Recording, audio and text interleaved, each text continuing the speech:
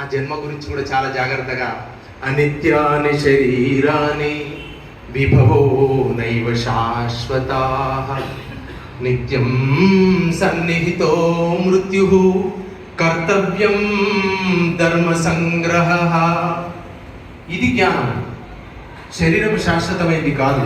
అనిత్యాని శరీరాన్ని విభవో నైవ శాశ్వతాః. పదవులు, సంపదలు, పేరు, ప్రతిష్టలు, విద్య, ఇవన్నీ కూడా ఈ వైభవాలని విభవో నైవ శాశ్వతాః నిత్యం సన్నిహితో మృత్యు. దీన్ని చాలా మళ్ళీ మళ్ళీ గుర్తు చేసుకోవాలి. మృత్యువు ఎక్కడి నుంచో రాదు, నేను అంటి పెట్టుకొని నీ పైననే ఉంటుంది. కాబట్టి నిత్యం సన్నిహితో మృత్యు కర్తవ్యం ధర్మ సంగ్రహ.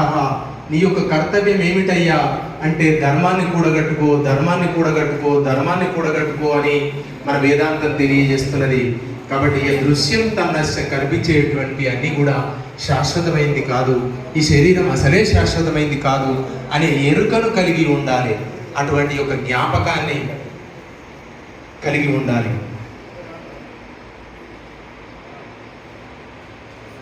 అటువంటి యొక్క గుణాలకు అతీతుడైనటువంటి సాత్విక సంపన్నుడు ప్రశాంత మన సంహీనం యోగినం సుఖం ఉత్తమం.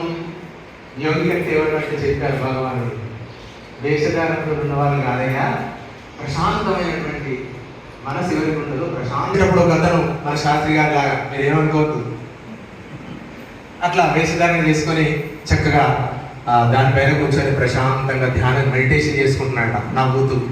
శాస్త్రి గారిని ఎప్పుడైనా చూడండి, ఏమైనా నవ్వుతూనే ఉంటారు. అందుకే చెప్తున్నా, యోగేశ్వర భగవానికి ఆయన మంచిగా హాయిగా ఎక్కడ కూడా ఆ దుఃఖం యొక్క బాధలు ఫేస్ మీరు ఎక్కడ లేవు.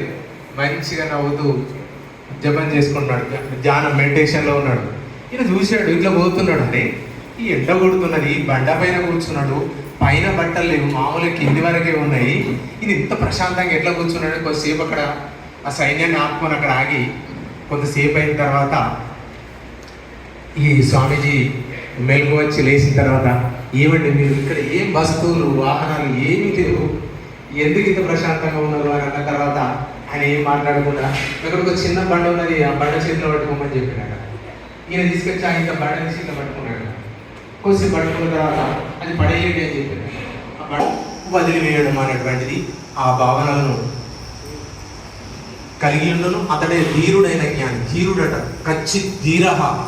ఆ స్థితి రావాలంటే అతడు ధీరుడై, అంటే గట్టిగా త్యాగమూర్తి ఉండాలి. ఏదన్నా ఒకటి వదులుకోవాలంటే, నాకైతే టీ మానేయాలంటేనే సాధ్యమైతే లేదు, ఇన్ని గురాలను మానేయాలంటే ఎంత సాధన చేయాలి చెప్పండి. మనం ఎంత బలహీనం అంటే మచ్చుతులకు ఒకటి చెప్పాను, ఒక్క విషయాన్ని వదిలేయాలంటే మన